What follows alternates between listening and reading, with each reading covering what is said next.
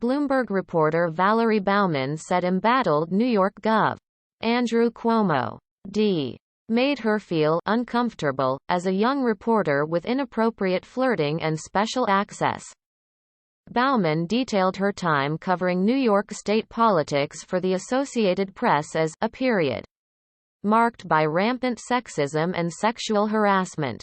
In a statement, she said Cuomo, who is under investigation after accusations of sexual harassment by multiple women, was part of the problem even though his behavior toward her fell short of more severe cases, told by other accusers.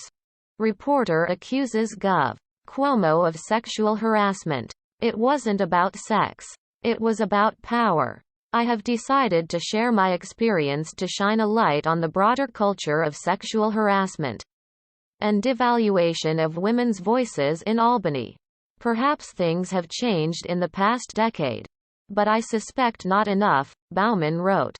To be clear, Andrew Cuomo never touched me inappropriately or said anything that I felt I could report to my boss.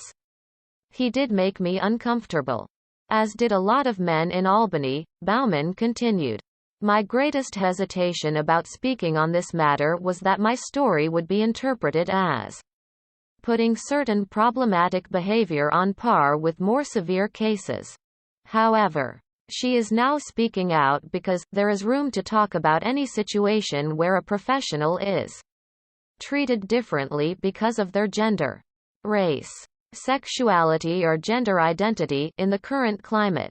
She described that Cuomo made unwavering eye contact with her during a press conference back when he was the state attorney general that made her feel uneasy.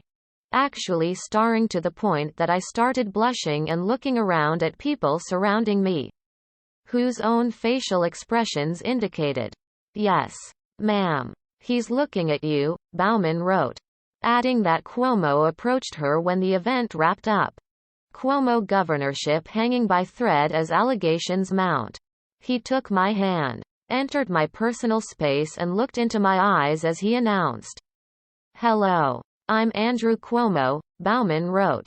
Afterward, a fellow reporter loudly observed that Andrew Cuomo seemed very into me. I was embarrassed. But least as wasn't my imagination, I thought. Bauman said she was approached about a job in Cuomo's office shortly after the encounter but opted to remain in journalism.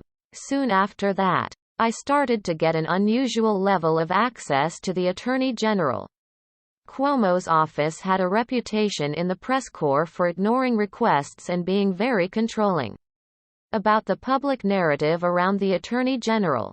Yet, when I would call with simple question that an aide could easily answer, Andrew Cuomo would sometimes pick up the phone himself, she wrote. He would greet me in a booming voice, repeating my name frequently. Click here to get the Fox News app.